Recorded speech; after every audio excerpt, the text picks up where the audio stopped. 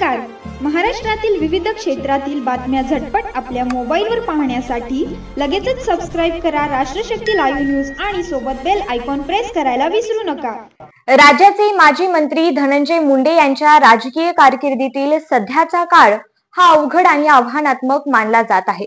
मस्ताजोग गावचं सरपंच संतोष देशमुख यांच्या निर्घृण हत्या प्रकरणामुळे राज्यभरात संतापाची लाट उसळली होती.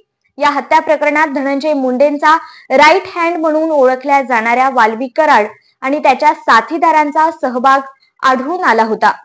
त्यामुळे धनंजय मुंडे यांना मंत्रिपदाचा राजीनामा द्यावा लागला होता.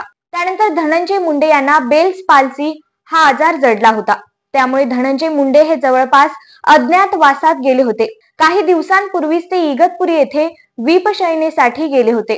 याच दरम्यान त्यांच्या डोळ्यांचेही ऑपरेशन पार पडले होते. विपशयना पूर्ण झाल्यानंतर धनंजय मुंडे हे सोमवारी बीडमध्ये परतले. बीडमध्ये परतल्यानंतर धनंजय मुंडे यांनी सर्वप्रथम माजलगावचे दिवंगत माजी आमदार आर.टी. देशमुख यांच्या कुटुंबाची भेट घेतली. काही दिवसांपूर्वी लातूर येथील अपघातात आर.टी. देशमुख यांचा मृत्यू झाला होता. धनंजय मुंडे यांनी आर.टी. देशमुख यांच्या घरी जाऊन त्यांच्या प्रतिमेला वंदन केले. यानंतर आर.टी. देशमुख यांच्या कुटुंबियांना भेटून त्यांची विचारपूस आणि सांत्वन केले. धनंजय मुंडे यांनी आर.टी. देशमुख यांच्या कुटुंबातील ज्येष्ठ व्यक्तींना आलिंगन देऊन त्यांचे सांत्वन केले.